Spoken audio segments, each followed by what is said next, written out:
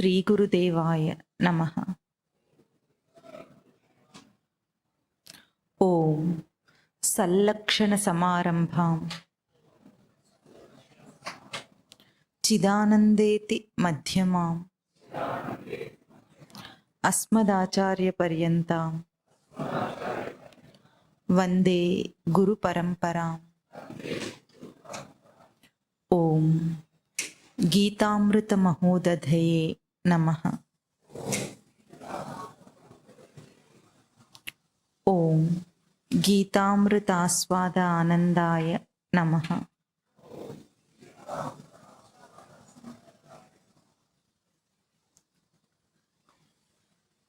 రెండో అధ్యాయము 11వ శ్లోకం చెప్తాను.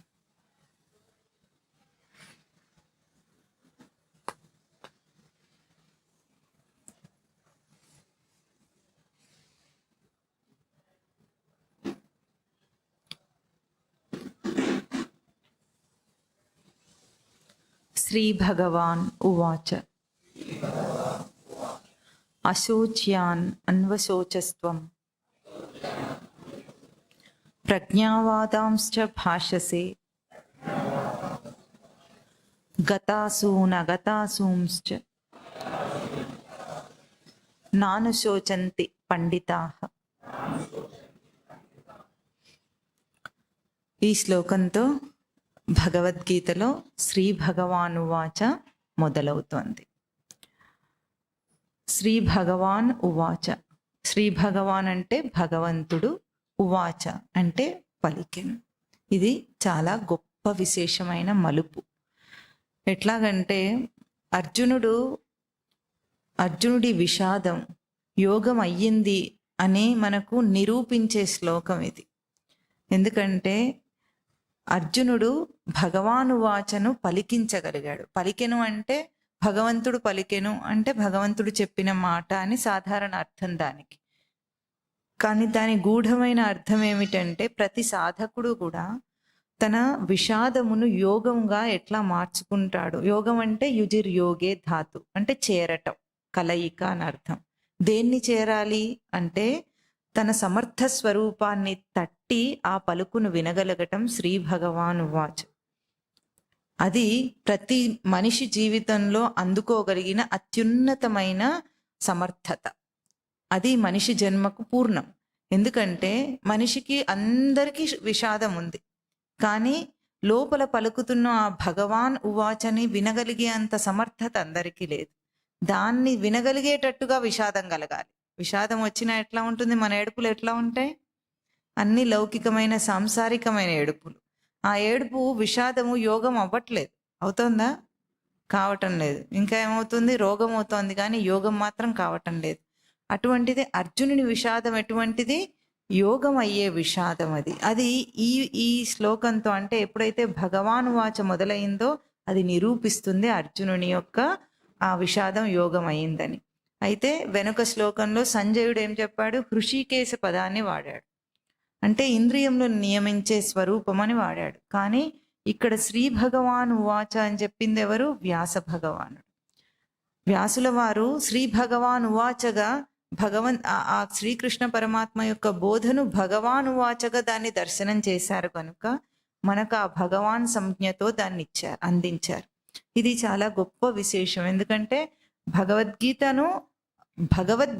అంటే భగవంతుని చేత చెప్పబడింది, పలుకబడిన గీతగా ప్రతిష్ఠ చేసింది వ్యాస భగవానుడు అక్కడ. ఇది గొప్ప విశేషం, మనకు గుర్తించవలసింది. ప్రతి జీవుడు కూడా తన జీవితంలో అందుకోగలిసిన స్థానం ఏమిటి? అందుకోవలసిన స్థానం, అందుకోగలిగిన ఉన్నత స్థానం ఏమిటి? తనను తాను చైతన్యవంతం చేసుకుంటే లోపల పలికే భగవంతుని యొక్క పలుకు మనకు వినిపిస్తుంది. ఇప్పుడు కూడా పలుకుతున్నాడు, పలకటం లేదని కాదు, కానీ వినే సమర్థత మనకు లేదు. వినే ఆ శుద్ధ స్వరూపం మనకు లేదు కనుక మనం వినలేకపోతున్నాం. కానీ పలకటం మాత్రం ప్రతి ప్రాణికి పలుకుతోంది లోపల భగవంతుని స్వరూపం. అయితే ఈ భగవాన్ ఉవాచ విశిష్టత ఏమిటి అంటే, శ్రీ భగవాన్ ఉవాచ అనేటప్పటికీ ఎట్లా ఉంది? కొంచెం గంభీరంగా ఉందా? ఉంది. మామూలుగా శ్రీకృష్ణ ఉవాచ, మాధవ్ ఉవాచ, కేశవ ఉవాచ అని అనలేదు అక్కడ. అనుంటే అది గంభీరం కాదని దానికి అర్థం లేదని కాదు అక్కడ అర్థం. కానీ ఇప్పుడు శ్రీకృష్ణ పదం విన్నాం అనుకోండి, మనకేం గుర్తొస్తుంది? కృష్ణుడి యొక్క నామరూపాలన్నీ గుర్తొస్తాయా లేదా? ఎట్లా ఉంటుంది? విన్యస్త పాదం దగ్గర నుండి అక్కడ శిఖిపించ మౌలి అక్కడ దాకా మనకంతా గుర్తొస్తుంది. అట్లా గుర్తొచ్చే ఒక నామరూపాలు భగవాన్ అన్నప్పుడు ఏం గుర్తొస్తున్నాయి? ఏం ఊహించుకుంటున్నారు? భగవాన్ అంటే ఏమిటది? అదొక వ్యక్తియా? ఏమిటని అనుకుంటాం మనం దాన్ని. ఏం అనుకోని ఏం ఊహకు అందదు మనకు. ఎందుకు? శివుడినైనా భగవాన్ అనొచ్చు కదా, అంటారా లేదా? బాబాలను కూడా భగవాన్ అంటారు కదా. అంటే భగవాన్ అన్నప్పుడు ఒక ప్రత్యేకమైన నామరూపాలు మనకేమీ స్ఫురణకు అందటం లేదు, అంతేనా? అట్లా అందనిది ఎందుకు అట్లా అంటే అది కేవలము లక్షణాత్మకమైన స్వరూపం, నామరూపములతో వ్యక్తమైన స్వరూపం కాదు. అంటే కృష్ణ అవతారం నామరూపములకు పరిమితం అని కాదు అర్థం. అక్కడ కూడా లక్షణాత్మకమే. మన హిందూ ధర్మంలో చెప్పే అందరు దేవతామూర్తుల స్వరూపాలు లక్షణాత్మక స్వరూపాలే, భౌతికంగా చూపించిన స్వరూపాలు సత్యం కాదు. అయినా సరే భగవాన్ అన్నప్పుడు అసలు ఆ భౌతిక రూపపు ఊహ కూడా లేకుండా కేవలం ఒక సమర్థత, శక్తి యొక్క ఊహయే వస్తుంది, కానీ కేవలము నామరూపాలు మనం ఊహించం. అది గొప్ప విశేషం, భగవద్గీత యొక్క విశేషం. ఇది భగవద్గీత భగవంతుని చేత పలుకబడిన గీతగా అది ప్రతిష్ఠ అయ్యింది వ్యాస భగవాను ద్వారా. ఇప్పుడు మనము భగవాన్ వాచన అర్థం చేసుకోవాలంటే, భగవాన్ లక్షణాలు ఏమిటి అని అర్థం చేసుకోవాలంటే, భగం యస్య సహ భగవాన్. చెప్పండి. ఎవని యందు భగలక్షణములు కలవో అతను భగవంతుడు అని అర్థం. భగం అంటే ఏమిటి అని మనం ఊహించే ముందు మనం ఏమనుకుంటాము? మనకు కష్టాలు వస్తే మనం ఎవరితోనో ఒకరితో చెప్పుకుంటామా లేదా? చెప్పుకుంటాం. తీర్చగలిగిన వాళ్ళు తీరుస్తారు. ఎవ్వరూ తీర్చలేని కష్టాలు ఎవరితో చెప్పుకుంటాం? దేవుడితో మొరబెట్టుకుంటాం, పరమాత్మతో చెప్తాం. చెబితే ఆయన పలుకుతాడని అనుకుంటామా? మనం ఏమవుతుంది అనుకొని చెప్పుకుంటాం చెప్పండి. సమస్య వచ్చింది, భగవంతునితో చెప్పుకున్నారు. ఏం జరగాలని మీరు కోరుకుంటారు? అప్పుడు పరిష్కారం కావాలని కోరుకుంటారు. పరిష్కారం కావటం అనేది మనకి ఏ రూపంలో తెలుస్తుంది? అప్పటిదాకా ఏమీ తోచటం లేదు, ఇప్పుడు ఒక ఉపాయం తోచింది, పరిష్కారం తోచింది అంటాం, అవునా? ఈ పదం మనం అంటాం లేదా? తోచటం అంటే మీకు అర్థమైందా? ఇప్పుడు పరిష్కారం తోచింది అంటే, పరిష్కారం తోచటం అంటే ఏమైంది?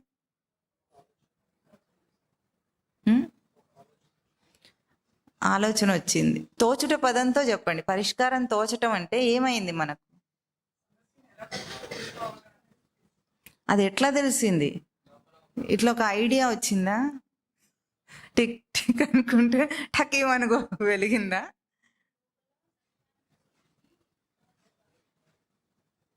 లోపల సచ్చిదానంద స్మృతి తోచిందట ఆవిడికి. చెప్తున్నాడు, మఠానికి వచ్చింది కాబట్టి నిన్న అదంతా అర్థమవుతుంది ఆవిడికి. తోచటం అంటే ఏమిటంటే, పరిష్కారం ఇదివరకు కూడా ఉంది సమస్యకు, కానీ మన గ్రహింపుకు అందలేదు. ఇప్పుడు ఏమైంది? మన గ్రహింపుకు అందింది. దాన్ని మనం మామూలు భాషలో తోచింది అంటాం. ఏమీ తోచట్లేదు, ఇప్పుడు తోచింది అంటామా లేదా? అయోమయంగా ఉంది, ఏమి తోచని స్థితి నుండి ఇప్పుడు ఏమైంది? అది నాకు తోచింది అంటే నా గ్రహింపుకు అందింది ఆ పరిష్కారం. ఇదివరకు కూడా ఉంది, అది నా గ్రహింపుకు అందింది. ఇది లోపల నుండి తోచటం. ఆ తోచటం అంటే ఏం తోచింది అనుకుంటారు? లోపల ఉనికి ఉంది, ఆ ఉనికి తోచింది, తనకు గ్రహింపుకు అందిందనమాట. ఆ గ్రహింపుకు అందటం ఎట్లా ఉంటుంది అంటే, మనం ఈ భగవాన్ లక్షణాలు అర్థం చేసుకునే ముందు ఆ తోచటం అనే ఆ అంశం మనకి ఎట్లా కలుగుతుంది, ప్రాక్టికల్గా ఒక్కొక్క ప్రవర్తనలో మనకు ఎట్లా తెలుస్తుందో ఈరోజు మనం అది చూస్తాం.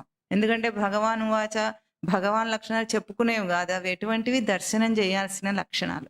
ఈరోజు మీరు వినబోయేవన్నీ కూడా చాలా కొత్త పదాలు ఉంటాయి, మీకు ఎప్పుడు వినుండరు. అటువంటి కొత్త పదాలు అయినా సరే శ్రద్ధగా వింటే మాత్రం అర్థమవుతాయి. ఎక్కువ పదాలు ఉంటాయి, కొత్తగా ఉంటాయి, ఎప్పుడు వినుండనివి.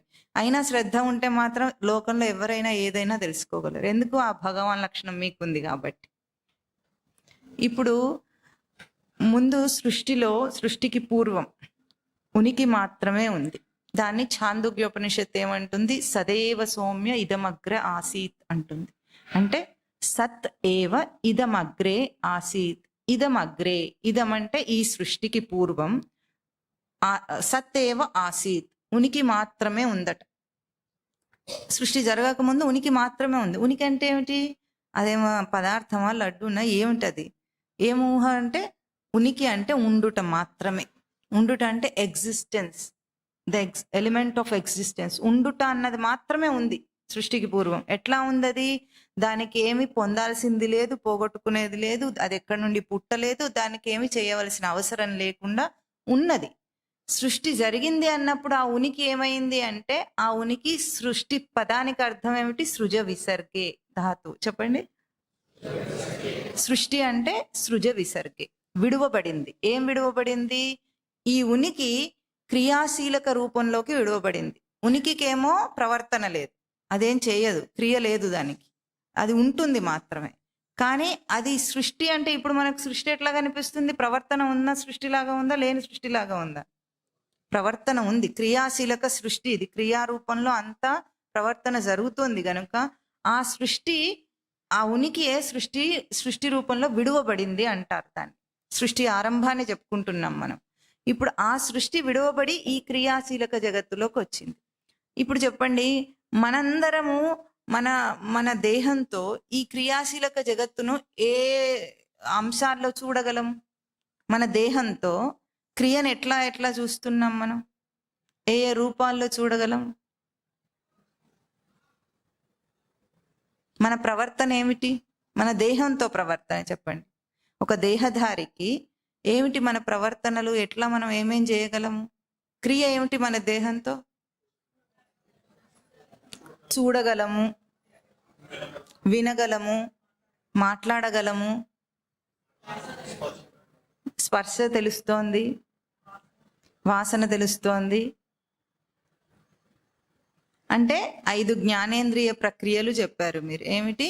చూపు ఒకటి, వినికిడి ఒకటి, శ్రవణేంద్రియం ఉంది, మనకు చక్షురింద్రియం ఉంది, తర్వాత రసనేంద్రియం ఉంది. తినగలం కూడా కదా, తినగలం, రుచి చూడగలం కదా, ఆ రసనేంద్రియం ఉంది. వాసన చూడగలము, ఆఘ్రాణేంద్రియం ఉంది.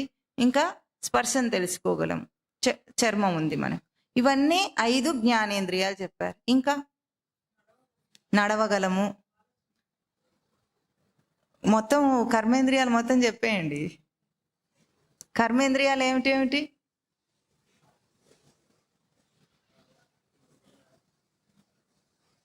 మీకు వచ్చిన భాషలో చెప్పండి, పోనీ ఇక్కడ టెక్నికల్ పదాలు తెలియకపోయినా సరే. దేహంలో ఏమేం కనిపిస్తున్నాయి? సరే ఒకసారి చెప్పండి. వాక్, పాని, పాద, పాయు, ఉపస్థ. ఇవి 5 కర్మేంద్రియాలు. వాక్ అంటే మాట్లాడుట, పాని అంటే చేయి ఇచ్చి పుచ్చుకొనుట, పాదములంటే నడచుట, పాయు ఉపస్థలంటే మలమూత్ర విసర్జనలు చేసే అంగాలు. ఇవన్నీ కర్మేంద్రియాలు. ఇప్పుడు ఈ క్రియాశీలక ప్రపంచం అంతా మనం ఈ జ్ఞాన కర్మేంద్రియాల ద్వారానే అనుభవిస్తున్నామా లేదా? ఈ అనుభవంలో ఇంకా ఏమున్నాయి? ఇందాక మీరు చెప్పింది ఆలోచించగలం. అన్నిటికంటే ముఖ్యమైనది కదా. అన్నిటికంటే మనం హింసించేది ఎవరు? మనస్సు. ఏం చేస్తుంది? 30 తిప్పలు పెట్టి 3 చెరువుల 30 చెరువుల ఎన్ని చెరువుల నీళ్లు తాగుతుంది? తాగిస్తుంది మన చేత. ఎన్ని? 30? ఎన్నైనా అమ్మో 30 కూడా కాదు. ప్రాస కోసం 3, 30 అంటే 300 కూడా చెప్పొచ్చు. ఇప్పుడు అంత చేసేది ఆ మనస్సే. మనం ఆడిపోసుకుంటాం కానీ అది చాలా గొప్ప పరికరం.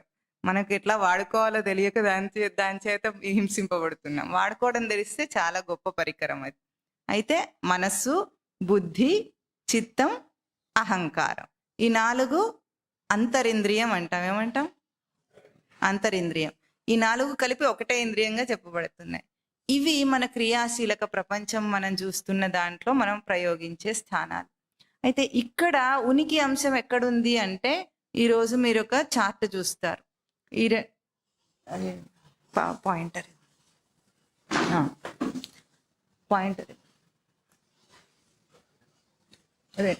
దీని తర్వాత ఈ పట్టిక, ఈ చార్ట్ ఏమిటంటే, కేవలము మన దేహాన్ని వాడుకోవటము, మనం ఎంత పుట్టినప్పటి నుండి దేహాన్ని వాడుకుంటున్నామో వాడుకోవట్లేదా, కానీ మన లోపల అసలు ఏ ప్రక్రియ జరుగుతోంది, ఇవన్నీ జరగటానికి మనకు ఏమవుతోంది, లోపల ప్రాసెస్ ఏం జరుగుతుంది అని ఎవ్వరు ఎప్పుడు ఆలోచించరు. దాన్ని ఒక్కసారి విచారణ చేస్తే ఈ దేహాన్ని ఏమంటారు, మనం ఇదివరకు చెప్పుకున్నాం ఆత్మ విచారణలో పిండాండం అంటారని చెప్పుకున్నాం, గుర్తుందా? ఈ పిండాండాన్ని అర్థం చేసుకుంటే బ్రహ్మాండం అంతా అర్థమవుతుంది. బ్రహ్మాండం మొత్తం అర్థం చేసుకోవడానికి ఎన్నెన్నో మిషన్లు కనిపెట్టి ఎక్కడెక్కడో వెతకనక్కర్లేదు. ఈ దేహాన్ని అర్థం చేసుకుంటే సృష్టి మొత్తం అర్థం అవుతుంది. ఎందుకంటే ఇది దానికి మైక్రో మోడల్. అంటే ఆ సృష్టి రూపానికే ఇది ఒక చిన్న వ్యక్తీకరణ రూపం. దీంట్లో ఏం జరుగుతుందో మనం ఒకసారి తెలుసుకుంటే ఆ భగవాన్ లక్షణాలు ఈ సృష్టిని ఎట్లా నడిపిస్తున్నాయో, తనని ఎట్లా నడిపిస్తున్నాయో మనకు అర్థమవుతుంది. ఇక్కడ ఒకానొక ఇంద్రియాన్ని ఉపమానంగా తీసుకొని ఈ చార్ట్ చూపిస్తున్నారు. ఇదంతా కూడా స్వామివారి తపస్సులో వెలువడిన పట్టికలు. ఈ 2 చార్ట్లు ఇప్పుడు ఈరోజు మీరు చూస్తారు. అవి ఎట్లా చెప్పారంటే, సంస్కృత భాషలోని ధాతు అంశాలను తీసుకొని ఆ ధాతువులను దర్శన రూపంలోకి తీసుకొని వాటిని మనకు అర్థం అవ్వటానికి భాషలో అందించారు. ముందు సృష్టిలో వేదాలు వచ్చేసినాయి. వేదాలను ఏమంటారు? అపౌరుషేయములు అంటారు. అంటే ఒక పురుషుల చేత చెప్పబడినవి కావవి, వెలువడినాయి. సృష్టిలో వెలువడితే ఋషులు వాటిని దర్శనంలో దర్శించారు వేదాలను. ఆ తరువాత ఇప్పుడు ఆ వేదాలకు వ్యాకరణబద్ధమైన అర్థాలను చెప్పటానికి పాణిని మహర్షి తపస్సు చేసి అందులో ఉన్న వేదాల్లో ఉన్న పదాలకు వ్యాకరణాన్ని చెప్పారు. దాన్ని ధాతువు అంటాం మనం. అంటే ఇదివరకే వచ్చేసిన వాటికి ఇప్పుడు అర్థాలు చెప్పారు. మామూలుగా శాస్త్రం ఎట్లా, శ్లోకాలు మంత్రాలు ఎట్లా ఉంటాయి, వ్యాకరణబద్ధంగా వాటిని రాస్తారు. కానీ ఇప్పుడు ఆయన ఏం చేశారు, ఆయన గొప్ప టాస్క్ అనమాట. ఏమిటి, ఇదివరకే చెప్పబడిన మంత్రాలకు ఇప్పుడు ఆయన వ్యాకరణం చెప్పాలి. అది కూడా తత్వానికి విరుద్ధం కాకుండా, మోసపోకుండా మనిషికి అర్థమయ్యేటట్టు చెప్పాలి. అది పాణిని మహర్షి చేసిన ధాతు తపస్సు. ఇప్పుడు ఆ పదాలతో వాటిని దర్శించి మన లోపల ఉన్న వ్యవస్థను ఇక్కడ ఈ చార్టుల రూపంలో స్వామివారు మనకు అందించారు. ఈరోజు మనం ఒక్క ఇంద్రియాన్ని ఉపమానంగా తీసుకొని చూద్దాం ఏం జరుగుతుందో. లోకంలో మనకు మామూలుగా కంటి చూపు ఉంది. మనందరికీ కంటి చూపు ఉంది కదా, చూస్తున్నాం. చూసి ఏమంటున్నాం, ఇదంతా నాకు కనిపించింది అంటాం. అని ఊరుకుంటామా? ఎంత బాగుందో అని చూస్తాం, ఈ విస్మయంతో చూస్తాం ఈ లోకాన్ని. కానీ అసలు కంటి చూపు అన్న ప్రక్రియ ఏం జరుగుతోందో మనకి ఎప్పుడైనా తెలుసా? వాడుకుంటున్నాం కానీ తెలియదు. కొద్దిపాటి సైన్స్ పరిజ్ఞానం ఉంటే ఈరోజు పిల్లలకు కూడా చెప్పేస్తారు స్కూళ్ళల్లో. అదేమిటి, కన్ను ఎట్లా చూస్తుంది, what is the process of vision and చెప్తారు. అదేమిటి, దాన్ని ఉపమానంగా తీసుకునే చెప్పుకునే ప్రయత్నం చేద్దాం, అందరికీ అర్థమవుతుంది కాబట్టి. ఏమవుతుంది, ఒక పదార్థం ఉంది. ఈ పదార్థాన్ని మనం చూస్తున్నాం అంటే ఏం జరగాలంటే, ముందు సైన్స్ ఏం చెప్తుందంటే, సూర్యరశ్మి కానీ బయటి వెలుతురు ఏదైనా ఉంటే అది ఈ మైక్ మీద పడుతోంది. ఈ పడిన తర్వాత అది కాస్త వెలుగుని అబ్జార్బ్ చేసుకుంటుంది, మిగతా వెలుగును వదిలేస్తుంది. ఆ ఎమిటెడ్ లైట్ అంటారు దాన్ని. ఇది వదిలేసిన ఆ వెలుగుని మన కన్ను తీసుకుంటుందట. ఆ వదిలేసిన ఆ వెలుగుతో పాటుగా దీని ఇమేజ్, ప్రతిబింబాన్ని కూడా కన్ను తీసుకుంటుంది. తీసుకొని లోపల మనకు అది తిరగదిప్పిన ప్రతిబింబంగా వస్తుంది. వచ్చి లోపల గ్రాహక నరముల ద్వారా మెదడు దాకా వెళుతుంది. వెళ్ళిన తర్వాత దృశ్యం గుర్తింపబడుతుంది అంటున్నాం. అంటే ఒక పదార్థం బయట ఉన్న దృశ్యం మనకు గుర్తింపబడుతుంది. ఇదంతా సైన్స్ చెప్తోంది. ఇప్పుడు చెప్పండి, ఇట్లా ఒక బయటగా చెప్పిన ఈ ప్రాసెస్ ద్వారానే మనం దృశ్యాన్ని ఇప్పుడు ఎక్కడ చూసాం? ఎక్కడ చూసాం? ఎక్కడ దాకా వెళ్ళింది? ఇది మెదడు దాకా వెళ్ళింది. అంటే మనం దృశ్యాన్ని ఎక్కడ చూస్తాం? మెదడులో చూస్తాం, అవునా? మనం ఏమంటాం? అక్కడ చూశాను అంటాం. దృశ్యం ఎక్కడుందంటే ఎక్కడ మాట్లాడతాం? ఇక్కడ ఉంది కదా మైక్, ఇక్కడ చూస్తున్నా అంటాం. కానీ ఎక్కడ చూస్తున్నాం? మెదడులో చూస్తున్నాం. ఆ మాట మనం గుర్తింపులో లేదు, మనకు అసలు తెలియని కూడా తెలియదు అది. కానీ మన భాష అంతా బయట భాష ఉంటుందన్నమాట. ఇప్పుడు ఇంతవరకు భౌతికంగా చూపు ప్రక్రియ చెప్పాడు సైంటిస్ట్. నిజానికి ఏం జరుగుతుందో ఈరోజు ఇక్కడ ఈ చార్ట్లో మీరు చూస్తారు. ఇదేమిటి, కాసేపు ఇది దర్శన తత్వము, దర్శన నైజము, దర్శన ఆకర్షణము అంటున్నారు. ఇక్కడ ముందు కన్నుకి 2 పదాలతో సంస్కృత పదాలు 2 ఉంటాయి. ఒకటి నయనం. ఎప్పుడైనా విన్నారా నయనం అంటే కన్నని? విన్నారా? విన్నారు. ఇంకొక పదం ఏమిటి దానికి? చక్షువు. ఏమిటి? ఒకటేమో నయనము, రెండవది చక్షువు. ఇక్కడ 2 పదాలు వాడి చూపించారు. మొదటిదేమో నయనము అంటున్నారు. ఇక్కడ నయనం అంటే నీ ప్రాపణే, అది పొందుతుందట, దృశ్యమును పొందుతుంది కాబట్టి నయనం అన్నారు. ఇక్కడ భౌతిక అర్థంతో చెప్తున్నారు. నిజానికి అది పొందేది దృశ్యాన్ని కాదు, ఏం పొందుతుందో తర్వాత చూద్దాం మనం. ఇప్పుడు ఇక్కడ నుండి ఏమైంది? బయట దృశ్యం ఇది, అక్కడ నుండి ఇదేమిటి? ఇక్కడ ఏముంది? కనిపిస్తుందా మీ అందరికీ? కన్ను. కన్ను నుండి ఈ దృశ్యం కంటికి వెళ్ళిన తర్వాత ఎక్కడికి వెళ్తుంది? గ్రాహక నరముల ద్వారా విద్యుదయస్కాంత గ్రాహ్య రూపంలో గ్రాహక నరముల ద్వారా మెదడుకి వెళ్తుంది. మెదడు ఎట్లా ఉంటుంది? ఫ్రీక్వెన్సీ, తరంగ రూపం ఉంటుంది అక్కడ. ఇక్కడ మెదడు దాకా వెళ్తుంది. ఇక్కడ నుండి ఇక్కడ దాకా ఒక భౌతిక ప్రక్రియ జరుగుతోంది. ఇది సైంటిస్ట్ చెప్పిన ప్రక్రియ. ఆ తర్వాత లోపలికి వెళ్ళి ఏమవుతుంది అంటే అక్కడ ఎవరు చెప్పరు, ఏ సైంటిస్ట్ చెప్పడు ఏం జరిగిందని. ఏమైంది? మనస్సుకి వెళ్ళింది. అది మనస్సుకి వెళ్ళిన తర్వాత అక్కడ నుండి బుద్ధి, చిత్తం, అహంకారం, తెలివి సవరణ, జ్ఞానం, స్మృతి, సృష్టి రచనాత్మకమైన సత్, ఉనికి. ఈ సత్ అంటే సంస్కృతంలో సత్, తెలుగులో ఉనికి, ఇంగ్లీష్లో ఎగ్జిస్టెన్స్. 3 ఒకే దానికి 3 పదాలు, 3 భాషల్లో వేరు పదాలు, ఒకటే చెప్పబడేది. అయితే ఇప్పుడు ఏమైంది? మన లోపల మెదడు దాకా వెళ్ళిన తర్వాత అక్కడ నుండి అది అభౌతిక రూపంగా మారిపోతుంది అన్నమాట. అభౌతిక రూపంలోకి వెళ్ళి మనస్సు దాన్ని గ్రహిస్తుంది. గ్రహించిన తర్వాత బుద్ధి దాన్ని, అయితే ఇక్కడున్న మనస్సు, బుద్ధి, చిత్తం, అహంకారం ఇవన్నీ కూడా సచ్చిదానంద స్మృతిని పొంది ఉన్నాయి. అవన్నీ సచ్చిదానంద స్మృతి చేత చార్జ్ అయి ఉన్నాయి అన్నమాట. మనస్సుకి గ్రహింపు శక్తి ఎందుకుంది? ఏదైనా మీరు చూసినా విన్నా దేంట్లో గ్రహిస్తారు? దేంతో గ్రహిస్తారు? మనస్సుతో గ్రహిస్తారు. మనస్సుకు ఆ గ్రహింపు శక్తి ఎట్లా ఉంది? దేనివల్ల ఉంది? అది సచ్చిదానంద స్మృతిని పొంది ఉంది కాబట్టి మనస్సుకు గ్రహింపు శక్తి, గ్రహింపు తేజస్సు ఉంది.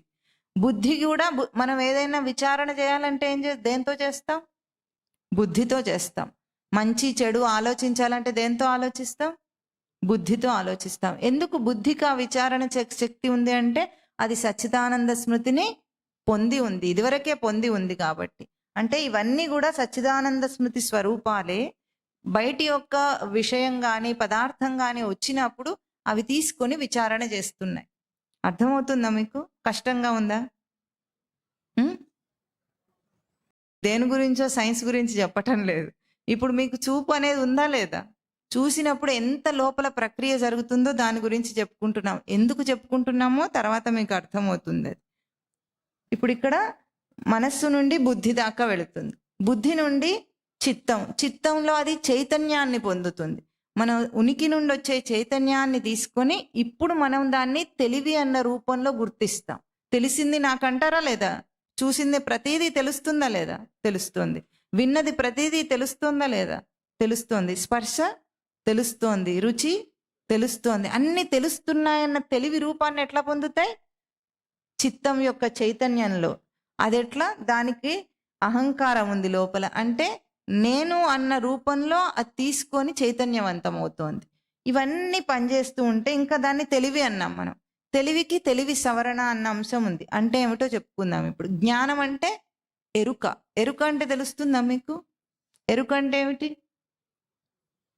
తెలియుట, అంతేనా? జ్ఞానం అంటే తెలియుట అన్న అర్థం. అంటే ఆ తెలివి ఎరుక రూపంలో ఉండి దాని కింద స్మృతి. స్మృతి అంటే ఇప్పుడు మీరు ఏదైనా తలుచుకోగానే మీకు కనిపిస్తుందా లేదా? ఎక్కడ? ఆ మనసు అన్న పదం మామూలుగా వాడతాం, ఇక్కడేమో వివరంగా ఇచ్చారు, దాన్ని స్మృతి అంటున్నారు. స్మృతిలో తెలుస్తుంది మనకి ఏదైనా.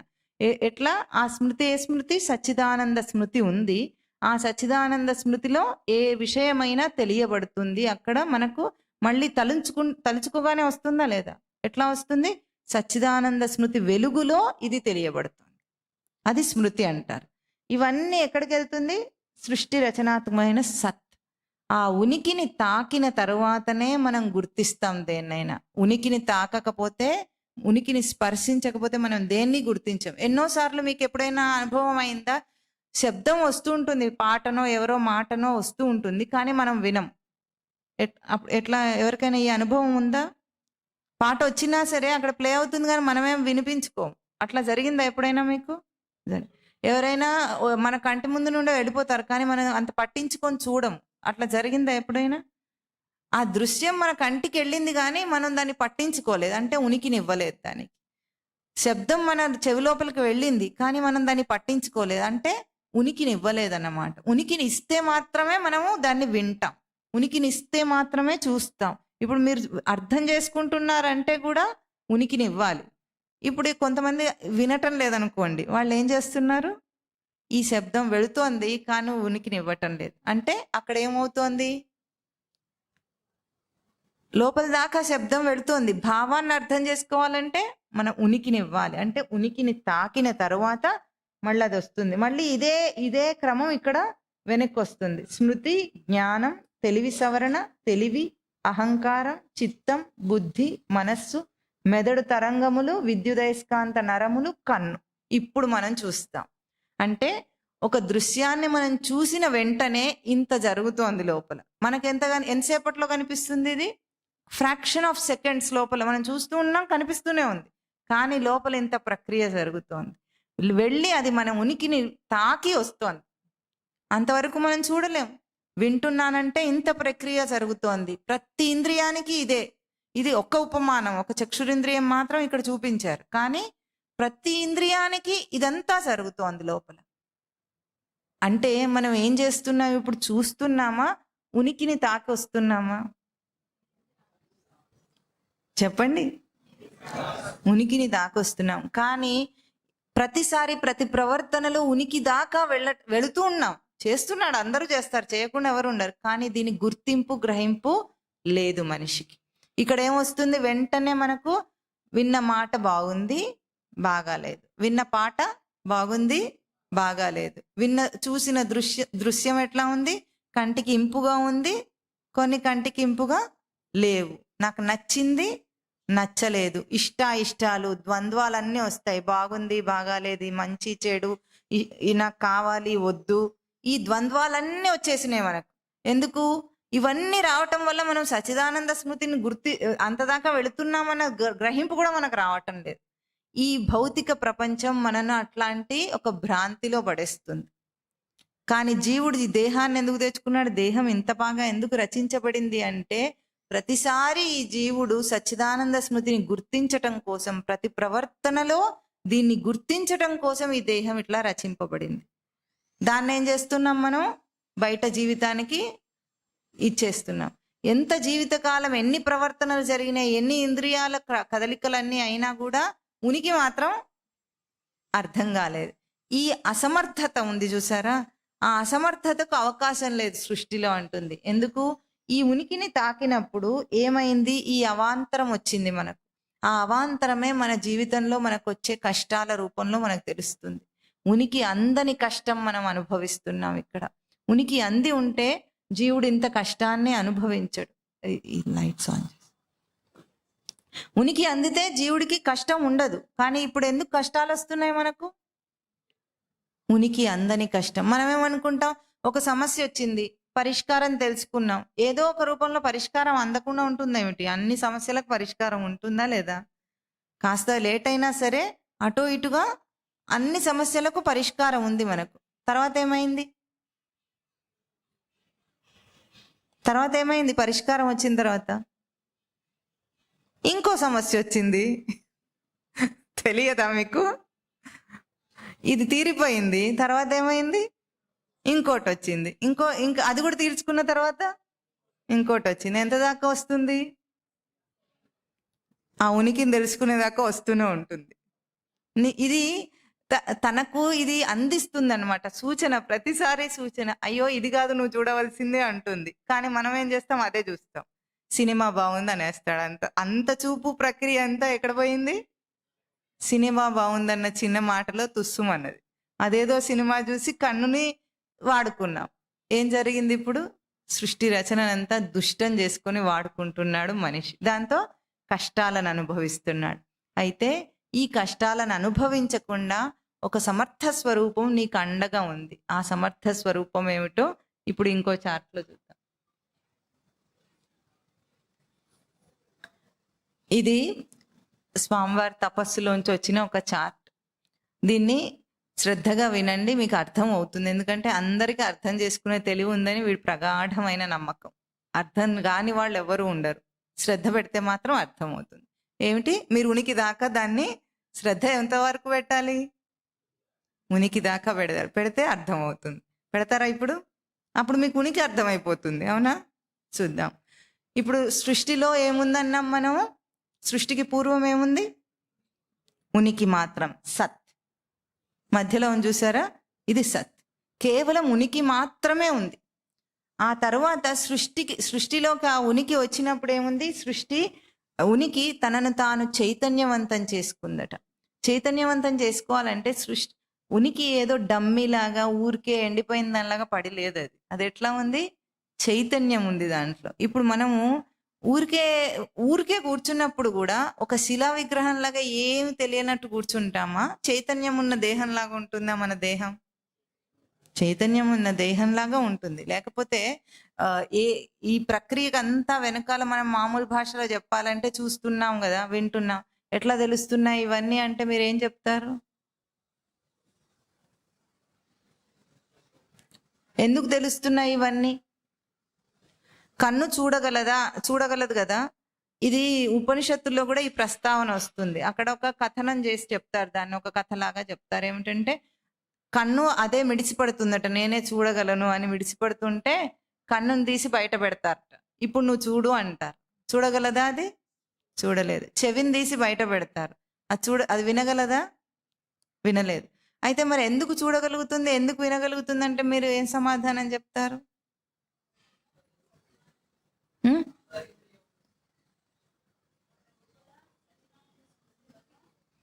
అమ్మో, ఆవిడకి అంతా సచ్చిదానంద స్మృతి మయం అయిపోయింది. మామూలుగా అయితే ఏం చెప్తాము? ప్రాణం ఉంది కాబట్టి అంటాం, అంతే కదా. కన్ను ఇప్పుడు చచ్చిపోయిన వాళ్ళకి ఐ డొనేషన్ చేస్తారు.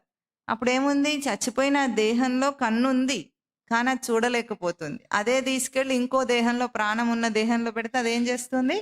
చూడగలుగుతుంది.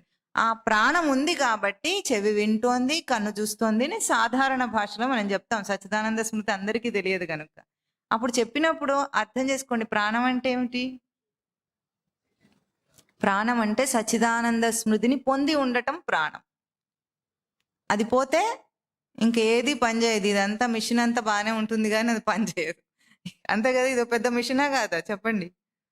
చాలా సాఫిస్టికేటెడ్ మిషన్ ఇది. చాలా బాగా డిజైన్ చేసి పెట్టారు దీన్ని. ఇప్పుడు దానికి అదంతా ఎందుకు పనిచేస్తుంది అంటే సచ్చిదానంద స్మృతిని పొందింది అన్నాం. ఆ పొందిన లక్షణం ఎట్లా ఉంటుందో ఈ చార్ట్లో చూడండి.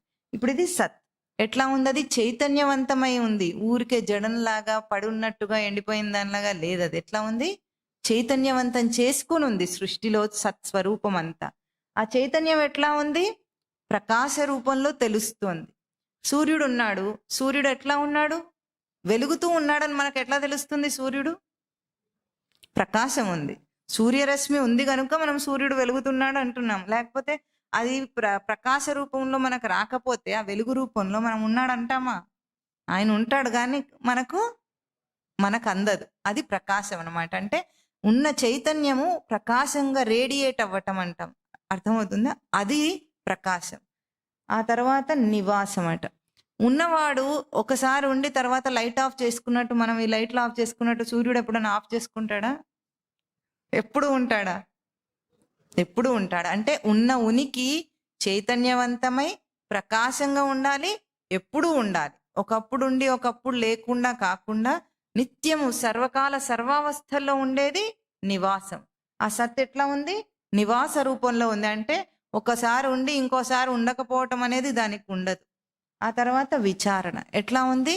దాని ప్రవర్తన దానికే తెలుస్తున్నట్లుగా, అది ఉన్న ఉనికి దానికి తెలుస్తున్నట్లుగా ఉంటుందా, తెలియనట్లుగా ఉంటుందా?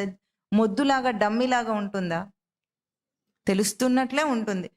ఎంత మొద్దుకైనా వాడు ఉన్నాడని వాడికి తెలుస్తూ ఉంటుందా, తెలియకుండా ఉంటుందా? ఇంకేం తెలియకపోయినా ప్రపంచంలో అంత మొద్దు ఉన్నాడు అనుకోండి ఎవరన్నా, లోకంలో ఏమీ తెలియదు వాడికి, అయినా వాడున్నాడని వాడికి తెలుస్తుందా లేదా? దానికి ఏమైనా తెలివి బయట నుండి కావాలా? అక్కర్లేదు. ఏం తెలియని వాడు కూడా ఆ ఉనికిని పొంది ఉండగలడు. అంటే ప్రకాశము, నివాసం అన్నీ తెలుస్తూ ఉంటాయి వాడికి. అంత చైతన్యవంతంగా విచారణ అంటారు. అది ఎట్లా ఉంది? మనకు జ్ఞాన రూపంలో ఉంది. నేనున్నాను అన్న జ్ఞానం మనకు అందరికి ఉంది. దాన్ని ఏమంటారు? అవేర్నెస్ అంటారు. అవేర్నెస్ అన్న పదం విన్నారా మీరు అందరూ? అవేర్నెస్ అంటే తెలిసి ఉండుట. తెలిసి ఉండుట జ్ఞానం. అది తెలిసి ఉన్నాం. ఎట్లా ఉన్నాము? సమృద్ధి దాకా. సమృద్ధి అంటే మీరు సచ్చిత్ ఆనందం పదం విన్నారా? ఆ 3 పదాలనే ఇక్కడ ఇంకా వివరంగా చెప్పారు. సత్ ఏమో సత్, చిత్ అంటేనేమో చైతన్య, ప్రకాశ, నివాస, విచారణ, జ్ఞానం అనే ఈ 5 కలిపి చిత్.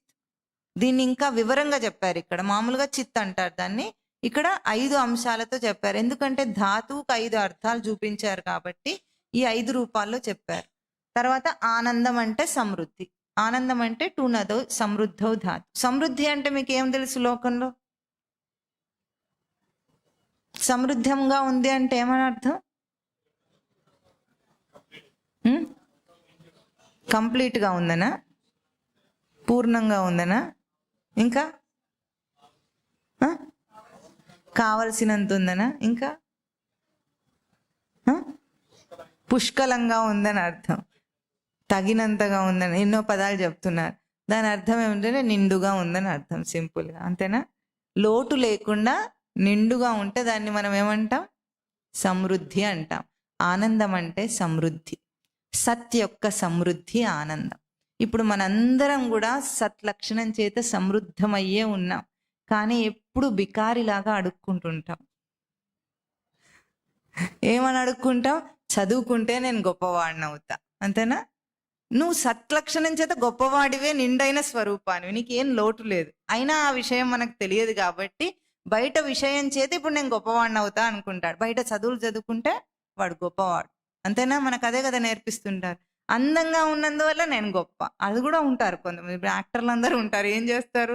ఎప్పుడు దీనికి ఏదేదో రుద్ది అందంగా ఉండటం వల్లనే వాళ్ళు గొప్పవాళ్ళు అన్నట్టుగా అంటారు. ఆ తర్వాత ఇంకేమంటాడు? డబ్బు ఉండటం వల్ల నేను గొప్పవాడిని. అంతేనా? ఏవో బయటివి ఏవేవో ఉండటం వల్ల నేను గొప్పవాడిని. మనకు బంధువులు ఉండటం వల్ల కూడా గొప్పవాళ్ళు అవుతారు. అవునా? నాకు ఇంతమంది ఉన్నారు. చచ్చిపోయినప్పుడు ఎవరు కావాలి మనకు?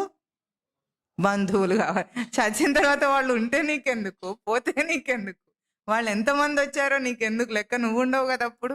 అయినా సరే మనకు బంధువులు కావాలి. మనకు పెళ్ళిళ్ళైనా బంధువులు కావాలి. ఎంత ఎక్కువ మంది వస్తే వాడంతా గొప్పవాడు. అంటే బయట ఈ విషయాలన్నిటి చేత గొప్పవాళ్ళమని మనం ఎందుకు అనుకుంటున్నాము? లోపల ఉన్న సత్ సమృద్ధం మనకు తెలియదు కనుక. ఎంత బికారిలాగా బ్రతుకుతున్నాం చెప్పండి. వాడికి సాటి లేని మహారాజు లాంటి వాడు బికారిలాగా బ్రతకడం అంటే మనమే అన్నమాట. మనుషులు, ప్రాణులన్నీ అంతే. పోనీ ప్రాణుల కంటే తెలివి లేదు మనిషికి. ఏమైంది? మనిషికి కూడా తెలియటం లేదు చివరికి. కనుక సత్ లక్షణం చేత మనందరం ఎవరు? సమృద్ధి స్వరూపాలం. చెప్పండి.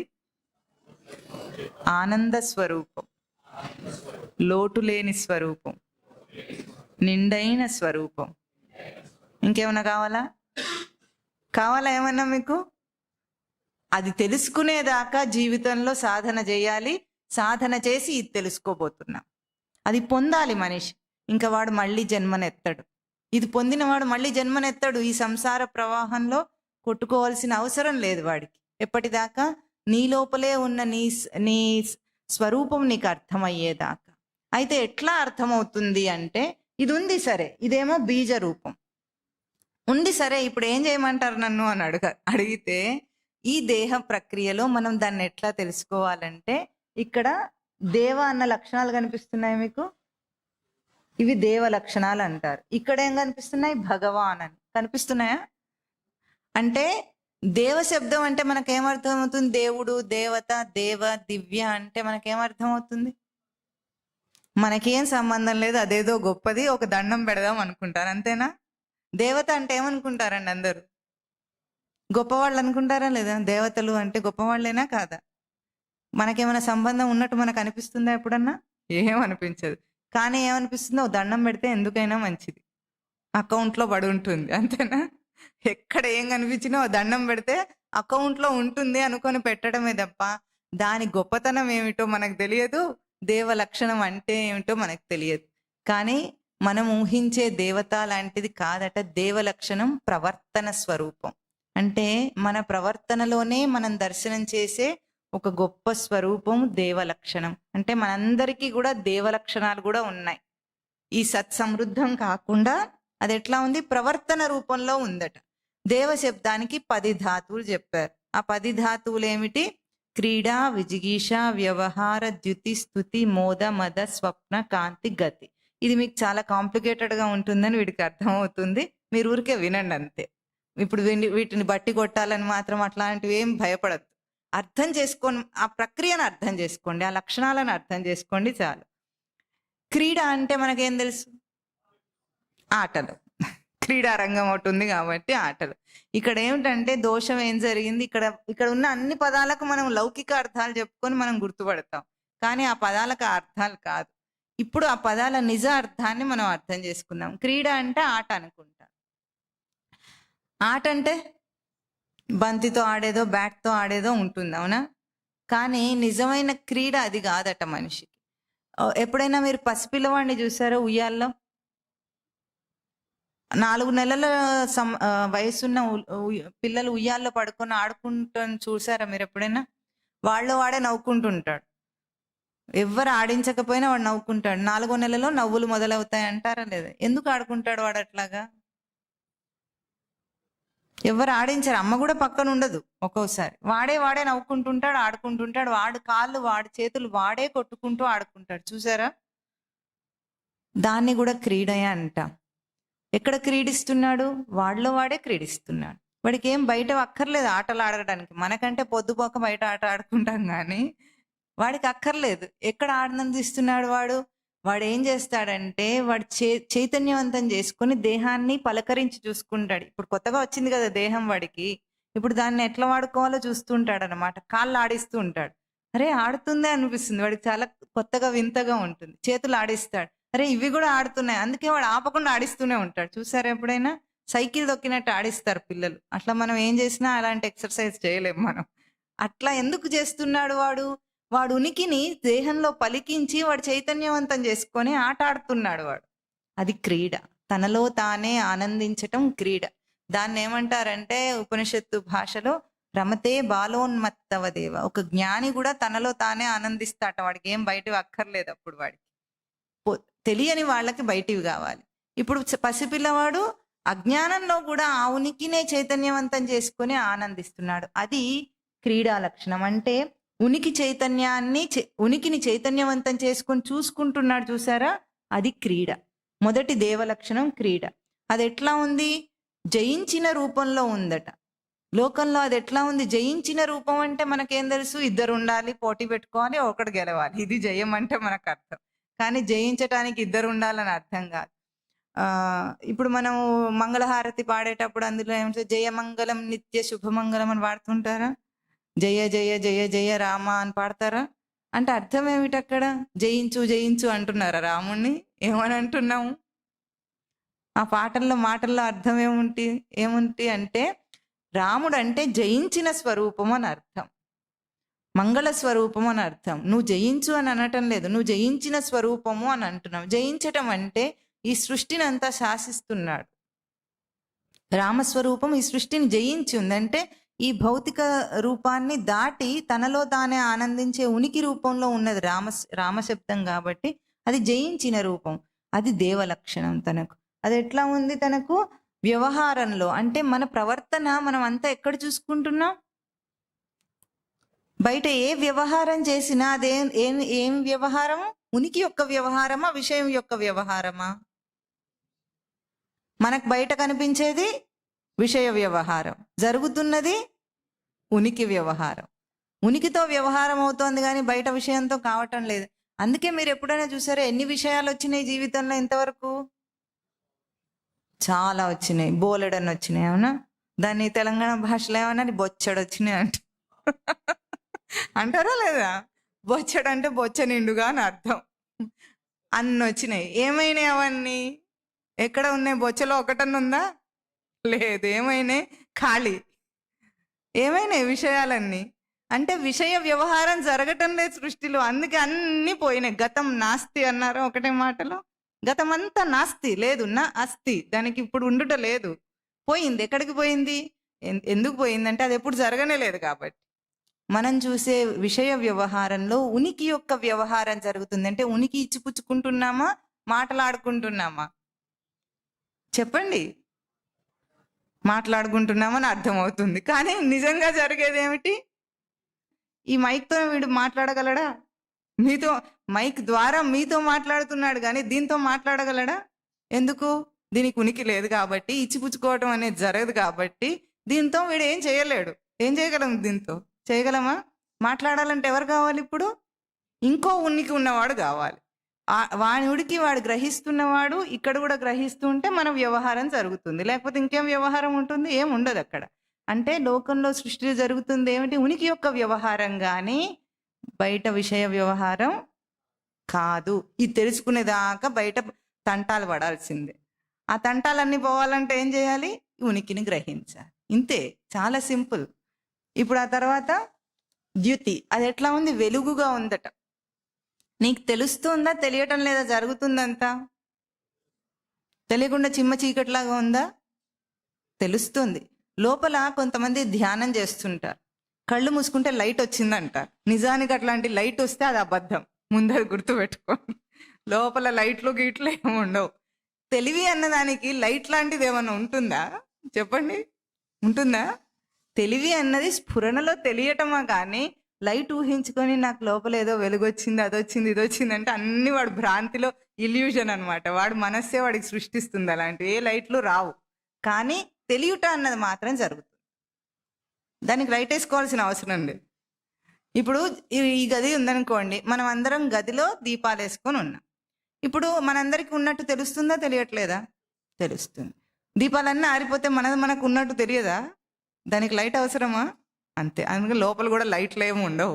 ఆ ధ్యానాలు మాత్రం అబద్ధపు ధ్యానాలు, అవి నిజం కాదు. కానీ తెలియట సత్యం, అది వెలుగు.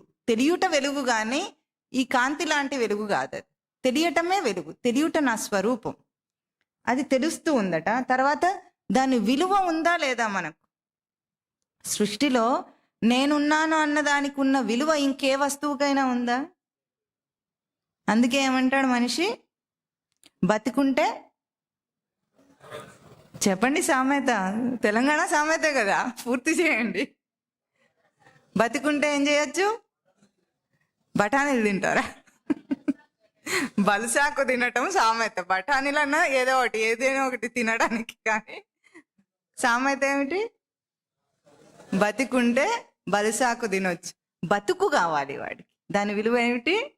బతుకు. బతుకు విలువ ఏమిటి? నేను ఉండాలి. ఉండాలి అన్నది బతుకు విలువ. అది అన్నిటికంటే విలువైంది ఏమిటి? బతుకు విలువ. ఆ బతుకు అని మనం మామూలుగా పామర భాషలో అంటాం, కానీ దాని విలువ ఏమిటి? సచ్చిదానందంలో స్మృతిని కోరుకొని అది ఉండాలి అనుకుంటున్నాడు. అది నేను ఉండాలని కోరుకోవటం. అన్నిటికంటే ఎక్కువ దాన్నే కోరుకుంటాడు. కానీ ఒక హాస్యం చెప్పమంటారా? ఈ మధ్యలో మొన్న ఎక్కడో వార్తల్లోనో ఎక్కడో చూశాడు, ఒక అగ్ని ప్రమాదం జరిగిందట ఒక ఇంట్లో. ఒక వ్యక్తి, అగ్ని ప్రమాదం జరిగినప్పుడు మనం ముందు దేన్ని కాపాడుకుంటాం? విలువైన వస్తువుని భద్రం చేసుకుంటారా లేదా? ముందు వాడు, తర్వాత ఏదైనా విలువైన వస్తువు. అవకాశం ఉంటే ఇంకొకటి. ముందైతే వాడిని వాడు రక్షించుకుంటాడు, తర్వాత అవకాశం ఉంటే ముందెవరు విలువైన వాళ్ళు? భార్య పిల్లలా కాదా? చెప్పండి. వాడేం చేశాడట? భార్య పిల్లలను పట్టించుకోకుండా సెల్ ఫోన్ తెచ్చుకున్నట్ట. మనిషి ఎదిగిపోయాడు బాగా. బంధాలన్నీ వదిలేసుకొని సెల్ ఫోన్ మీద బంధం ఏర్పరచుకున్నాడు పాపం. ఎందుకంటే భార్య పిల్లలు చచ్చిపోతే నష్టమేం లేదు వాడికి. ఇప్పుడు ఎవరు కావాలి? సెల్ ఫోన్ కావాలి. ముందు వాడు బతకాలి, తర్వాత రెండో ప్రయారిటీ ఏమిటి? మొబైల్ ఫోన్ ఉండాలి. అట్లాగే మనం దేని విలువను గుర్తిస్తాం? ఉండుట. సత్ యొక్క విలువ మనకు తెలియబడుతుంది. అది ఎట్లా ఉంది? మోదం అట. మోదం అంటే ధారణ చేసిన హర్షం. నేనున్నానని నేను ఎప్పుడైనా హర్షంగా అంటే సంతోషంగా ఉంటానా? నేను ఎందుకున్నానని ఏడుస్తూ ఉంటానా? చెప్పండి. ఉన్నందుకు ఎవరైనా బాధపడతాడా? విషయంతో పోల్చి కాదు, తాను ఉండుట ఉనికిని బాధగా తీసుకుంటాడు ఎవడన్నా? విషయం భారంగానే ఉంటుంది, ఎందుకంటే దాంతో ఉండాలంటే కష్టం కదా. దాంతో ఎన్నాళ్ళు కాపురం చేస్తాం, అదేమో వచ్చిపోయేది. మనమేమో ఉండే స్వరూపం. ఉండే స్వరూపానికి వచ్చిపోయే స్వరూపానికి ఏమైనా పొసుగుతుందా పొంతన? కుదరదు. దాంతో వదిలేస్తే మనం ఉండటానికి ఎప్పుడైనా బాధపడతామా? లేదు. ఎందుకు? సచ్చిదానందముల ధారణను హర్షంగా అంటే సంతోషంగా స్వీకరిస్తున్నాం. మనం అందులోనే బ్రతికి ఉన్నాం, నివసించి ఉన్నాం అందులో. తర్వాత ఏమంటున్నారు? తృప్తిగా ఉన్నాం. ఉన్నందుకు తృప్తి ఉందా, అసంతృప్తి ఉందా? విషయంతో పోల్చకుండా చెప్పాలి ఇవన్నీ. ఏ విషయంని అంటకుండా ఉన్నప్పుడు వాడు తృప్తిగా ఉంటాడా, ఉండడా? ఉంటాడు. విషయంతో వస్తే మాత్రం ఎప్పుడు అసంతృప్తే. అవునా? ఉన్నవాడు ఉన్నట్టు ఉండకుండా ఎప్పుడు దాని జోలికి వెళ్తాడు, దాని చేత అవమానాలు పడి బయటకు వచ్చేస్తాడు. ప్రతి విషయం వీడిని ఎగతాళి చేస్తుంది. పో, ఇంకా నువ్వు నీ ఉనికికి నువ్వు వెళ్ళిపో అంటుంది. అవన్నీ వదిలేస్తాడు, మళ్ళీ వాడు తృప్తిగా వాడు ఉంటాడు. ఏది లేకపోయినా తృప్తిగా ఉన్న అనుభవం మీకు ఎప్పుడైనా ఉందా? ఎప్పుడు ఉందట. శివుడికి ఎప్పుడు ఉందట. మీకు ఎవరికైనా ఉందా? ఉంది. ప్రతి వాడికి ఉంది. నిద్రలో అనుభవం ఉంది. నిద్రలో ఏవైనా విషయాలు ఉన్నాయా? ఎవరైనా వ్యక్తులు ఉన్నారా? ఏవైనా పదార్థాలు ఉన్నాయా? తృప్తి ఉందా? ఎంత తృప్తి ఉంది? ఇంకా నేను లేవనన్నంత తృప్తి ఉందా లేదా? లేవబుద్ధి కాకుండా ఉంటుందా? నిద్రలో గాఢ నిద్ర లేవాలనిపిస్తూ ఉంటుందా? లేవబుద్ధిగా అంత తృప్తిగా ఉందా లేదా? అది తృప్తి అంటే. అందరికీ అనుభవం ఉంది, కానీ గుర్తించాం. మళ్ళీ లేచి లేవగానే తగుదునమ్మా అని విషయాల వెంట పరిగెత్తుతాడు. ఇంకా ఎట్లా యుద్ధానికి వెళుతున్న వాడిలాగా బయలుదేరతాడు విషయాల మీదకి. అది తృప్తి తనకు. ఇంకా స్వప్నం, విశ్రాంతి. విశ్రాంతి అంటే శ్రాంతం అంటే అలసట. విగత శ్రాంతం, అలసట లేకపోవటం విశ్రాంతి. అలసట లేకుండా ఉండాలి. ఎప్పుడు అలసట లేకుండా ఉంటుంది? మనం అసలు పడుకుంటాం ఎందుకు చెప్పండి? అలసిపోయి పడుకుంటాం. అవునా? ఎవరు అలసిపోతారు? దేహం అలసిపోతుంది అని మనం అనుకుంటున్నాం. నిజానికి ఇప్పుడు ఈ మైక్ ఎప్పుడైనా అలసిపోతుందండి? అలసిపోదు. ఎందుకు దేహం అలసిపోలేదంటే, దేహం ఒక పరికరం మాత్రమే. కానీ విషయాలను గ్రహించేది దేహం కాదు ఎప్పుడు కూడా, ఇంద్రియాలు కాదు ఎప్పుడు. ఎవరు? మనస్సు. లోపల ఒక ఎంటిటీ ఉంది. అది ఏం చేస్తుందో దాన్ని వర్ణించలేము మనం. దేన్నైనా వర్ణించగలం కానీ మనస్సును వర్ణించలేము. అట్లాంటిది ఒకటి ఉంది. అదేం చేస్తుంది? విషయాల భారం మోసి మోసి మోసి అలసిపోతుంది. అందుకే కలలొస్తున్న నిద్ర, కలత నిద్ర అంటారు కదా. కలలొస్తున్న నిద్ర అది విశ్రాంతినిస్తుందా? గాఢ నిద్ర విశ్రాంతినిస్తుందా?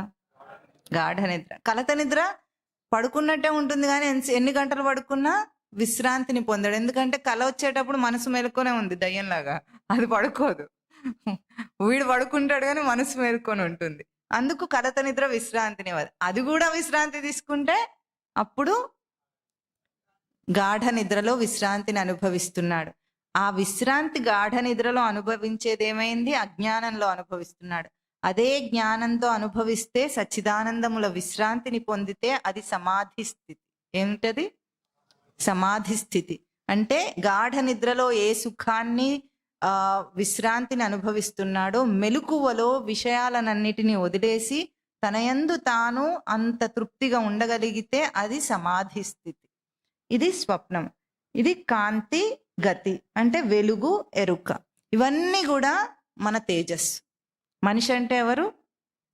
ఈ ప్రవర్తన తేజస్సు కలిగిన వాడు, ఈ ప్రవర్తనతో ప్రకాశించేవాడు. డమ్మి కాదు వాడు, మొద్దు కాదు వాడు. ఎవరు అంటే మొత్తానికి ఈ దేవ లక్షణాలకి 2 పదాలతో మీకు అర్థం చెప్తాను, ఇవి గుర్తుంచుకుంటారా?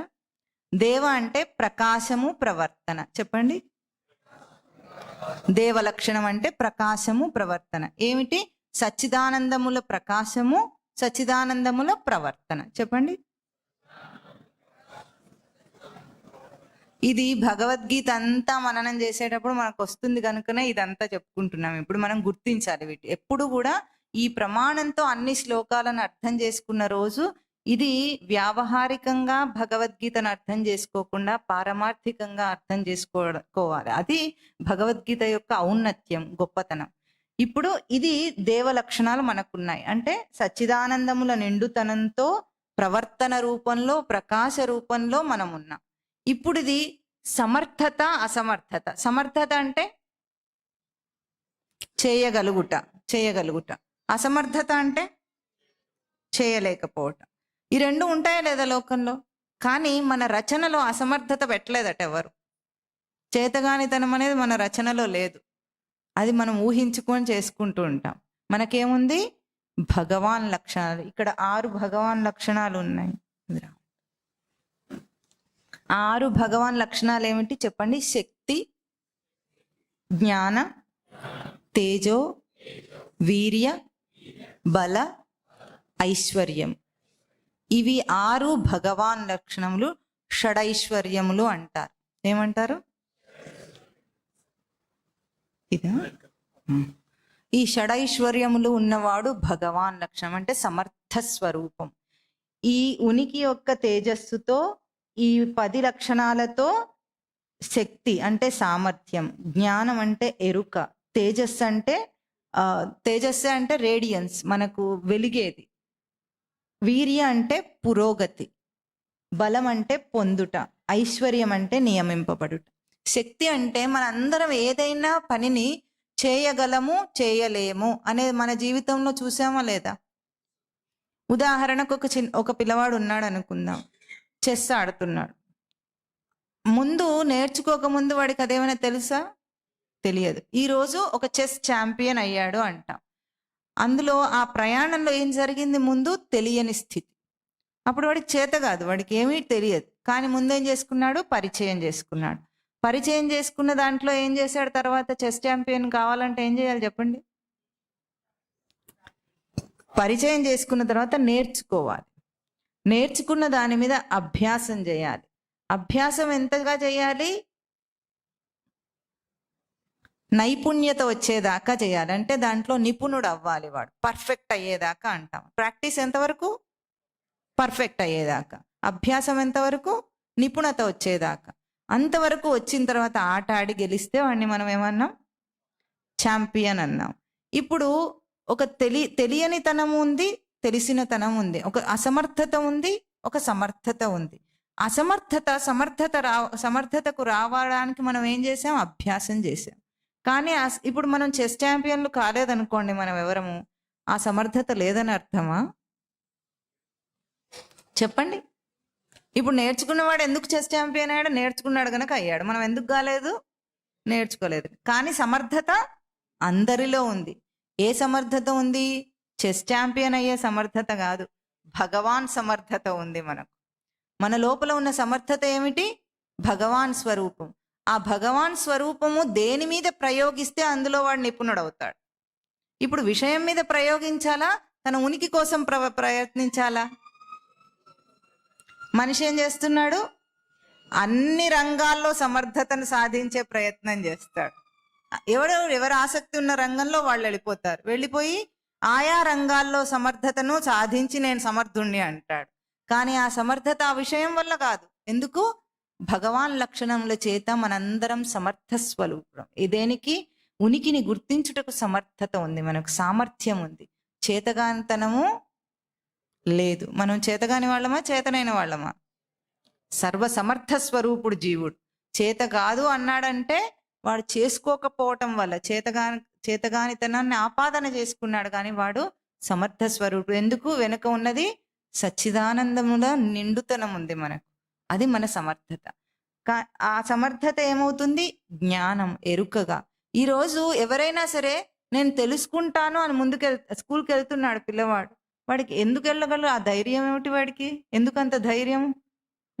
నేను కాలేజ్లోకి వెళ్ళి జాయిన్ అవుతాను, పాస్ అవుతానన్న ధైర్యం ఏమిటి వాడికి?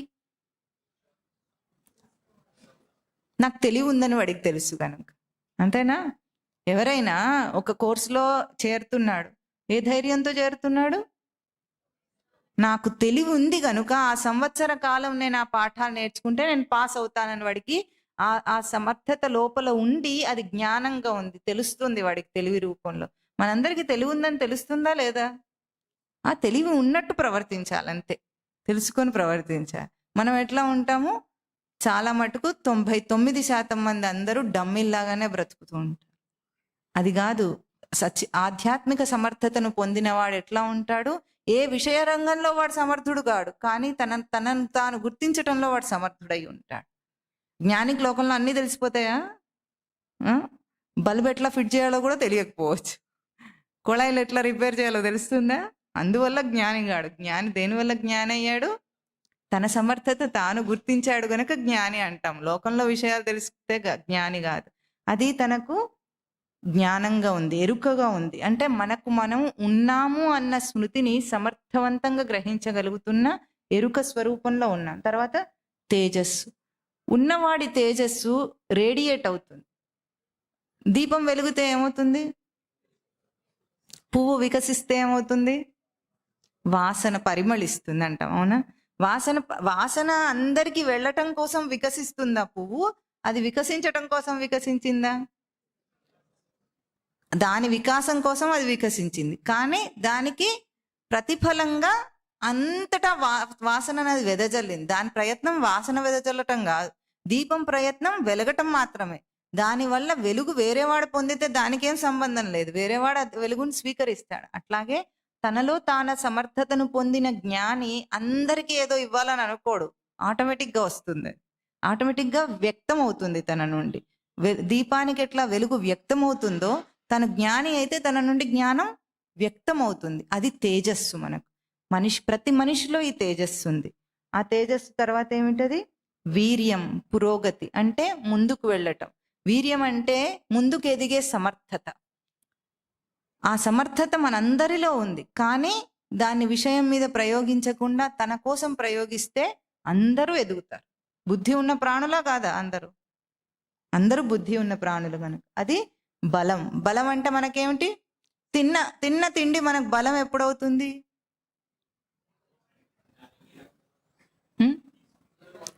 ఆ శక్తి రక్తానికి పడితే బలం వచ్చింది అంటాం, అవునా? పట్టాలి, పొంది ఉండటం, అవునా? శక్తిని పొంది ఉండటం బలం. ఏమిటి? శక్తిని పొంది ఉండటం బలం. అది రక్తానికి పట్టకపోతే బలం వచ్చింది అంటామా మనం? అనం. అట్లాగే ఉనికిని పొంది ఉండటం బలం. తర్వాత ఐశ్వర్యం. ఐశ్వర్య శబ్దం, ఈశ్వర శబ్దం తెలుసా అందరికీ? ఈశ్వర పదము, ఐశ్వర్య పదం. ఈశ్వర పదం నుండి వచ్చింది ఐశ్వర్యం. ఐశ్వర్యం అంటే నియమించేదనమాట. ఐశ్వర్యం అంటే డబ్బు కాదు, సంపద కాదు, ఇది తప్పు, అది ఊహించుకోవద్దు ఎవరు. ఐశ్వర్యం అంటే ఏమిటి? సచ్చిదానందముల తేజస్సును పొంది దేవలక్షణముల సమర్థతను పొంది ఉన్న భగవాన్ లక్షణముల చేత ఈ సృష్టి అంతా నియమింపబడి ఉంది. సృష్టి అంతా ఈశావాస్యం ఇదగం సర్వం. ఈశ్వరుడు యొక్క ఆవాసం. అంటే ఈ లక్షణాల చేత మొత్తం అంతా నియమింపబడి నడుస్తోంది సృష్టి. గడి తప్పదు సృష్టి ఎప్పుడు కూడా. ఈశావాస్యం ఇదగం సర్వం అనేది ఈశావాస్యోపనిషత్తులో మొట్టమొదటి మంత్రం. మొత్తం ఉపనిషత్తులన్నిటిలో మొదటి ఉపనిషత్తు ఈశావాస్యోపనిషత్తు. అందులో మొదటి మంత్రం ఈశావాస్యం ఇదగం సర్వం. ఈశ్వర శాసనం చేత ఈ సృష్టి అంతా నియమింపబడింది. ఇది భగవాన్ లక్షణం. ఏమిటది? భగం. శక్తి, జ్ఞాన, తేజో, వీర్య, బల, ఐశ్వర్యములు భగవాన్ లక్షణములు. ఇవి ఎక్కడున్నాయి ఇప్పుడు చెప్పండి? ఆ చార్ట్లో ఉన్నాయా? చార్ట్లో ఏమున్నాయి? పదాలు ఉన్నాయి. మీలో ఏముంది? అది ఎట్లా ఉంది? మీలో చైతన్య రూపంలో ఉంది, తేజస్సు రూపంలో ఉంది, తెలివి రూపంలో ఉంది, సమర్థత రూపంలో ఉంది. ఉందా లేదా? ఉందా లేదా? గట్టిగా అనండి. ఉంది. గుర్తించకపోయినా కనీసం గట్టిగా అంటే ఉంటుంది. మీకు తెలుసా, లోకంలో ఏదైనా మనం అంటే అవుతుంది, తెలుసా? అది మనకు వచ్చే కష్టాలన్నీ కూడా మనం అన్నందుకే అయినాయి. అవి అందరికీ తెలియదు, కానీ ఎప్పుడో ఒకప్పుడు వీడు అనే ఉంటాడు అటువంటివి. ఇప్పుడు కాదు కానీ ఎప్పుడో. ఇటువంటివన్నీ కోరుకుంటేనే వస్తాయి, లేకపోతే ఊరికే రావు. ఎవ్వరివ్వరు, మనం అన్నందుకే అవుతాయి. కనీసం ఇప్పుడు మనం ఏమనాలి? భగవాన్ లక్షణములు ఉన్నాయా? ఇంకా ఉన్నాయి. అది భగవాన్ స్వరూపం. ఇప్పుడు ఇది ఎట్లా ఉంది? మన లోపల బీజ రూపంలో ఉంది. ఈ బీజాన్ని మనం ఎక్కడ దర్శనం చేయాలి? బీజం యొక్క శక్తి ఎప్పుడు బయటపడుతుందండి? మొలకెత్తినప్పుడు దాని తేజస్సు బయటకు. బీజం చూస్తే ఎట్లా ఎండిపోయిన దానిలాగా పడి ఉంటుంది. అది ఎన్నో రోజులు మనం ధాన్యం అంతా షెల్ఫ్లో పెడతాం, దాని నుంచి ఏమి రాదు, ఎండిపోయిందట అసలు అది చైతన్యవంతమై ఉన్నదనేది మనకు అర్థం కాదు, కానీ ఇట్స్ హైలీ పొటెన్షియల్. ఉందా లేదా దానికి? ఆ పొటెన్సీ ఉందా లేదా? ఆ సమర్థత ఉంది దానికి. ఎప్పుడు బయటపడుతుంది? కాస్త నీటి స్పర్శ తగిలితే చాలు, అది నానినప్పుడు అది వెంటనే దాంట్లో అంకురించటానికి సిద్ధంగా ఉన్నట్టు వచ్చేస్తుంది. క్షేత్రంలో భూమిలో నాటగానే మహావృక్షమే కనిపిస్తుంది. అంటే బీజంలో ఉన్న ఈ సమర్థత, మనలో బీజ రూపంలో ఉన్న ఈ సమర్థతను ప్రతి ప్రవర్తనలో మనం దాన్ని గుర్తించాలి. కన్ను చూస్తుందంటే ఇంత సమర్థ స్వరూపాన్ని లోపల నిలుపుకొని మనం గుర్తిస్తున్నాం. దృశ్యం ఊరికే కనిపించటం లేదు, మనకు ఉనికిని తాకుతున్నామంటే ఏం చేస్తున్నాం? ఈ భగవాన్ లక్షణాలను సమర్థవంతంగా గ్రహింపులోకి తీసుకొని చూడగలుగుతున్నాం, లేకపోతే చూడలేం మనం ఇదంతా. ఇది తన సామర్థ్యం. ఇప్పుడు భగవద్గీతలోని ప్రతి శ్లోకం కూడా ఒక ప్రమాణంతో పోల్చి మనము మననం చేయాలి. ఎందుకు? తనలోని సమర్థతను తనకు పరిచయం చేసేది భగవద్గీత. ఏమిటి చెప్పండి? భగవద్గీత అంటే తనలోని తన సమర్థతను తనకు పరిచయం చేసేది. ఆ సమర్థతను పరిచయం చేసుకుంటారా లేదా? ముందు పరిచయం చేసుకోవాలి, తర్వాత దాని మీద అభ్యాసం చేయాలి. అప్పుడు కదా మనకు అది ఏమవుతుంది? బీజ రూపంలో ఉన్నది బయటికి ప్రవర్తన రూపంలోకి వస్తుంది. ఆ ప్రవర్తన రూపంలోకి వచ్చే సమర్థత భగవాన్ లక్షణం. ఆ భగవాన్ లక్షణం ఇక్కడ పలుకుతుంది. శ్రీ భగవాన్ ఉవాచ అంటే ఏమిటి? భగవాన్ లక్షణం పలుకుతుంది, వినగలిగే సమర్థత మనకు ఉండాలి. మొట్టమొదటి పదం ఏమిటి? వాళ్ళ శ్లోకం చెప్పాం మనం, అశోచ్యాన్ అన్నాడు. అశోచ్యాన్ భగవాన్ వాచలో మొట్టమొదటి పదం ఏమిటి? ఏడవకు. ఏడవకు అంటున్నాడు స్వామి. ఎందుకు? ఏడ్చేవాడికి ఏమీ అర్థం కాదు కాబట్టి ఏడుస్తున్న అర్జునుని ముందేమంటున్నాడు? ఏడవని అవసరం లేదు, నువ్వు ఏడవలసిన అవసరం లేని విషయం గురించి ఏడుస్తున్నావు అర్జున, ఆపు అంటున్నాడు స్వామి. అది వచ్చే వారం నుండి మనము భగవాన్ వాచని మననం చేద్దాం. చెప్పండి. శ్రీ భగవాన్ ఉవాచ అశోచ్యాన్ అన్వశోచస్త్వం ప్రజ్ఞావాదాంశ్చ భాషసే గతాసూనగతాసూంశ్చ నానుశోచంతి పండితాః. ఓం తత్ సత్.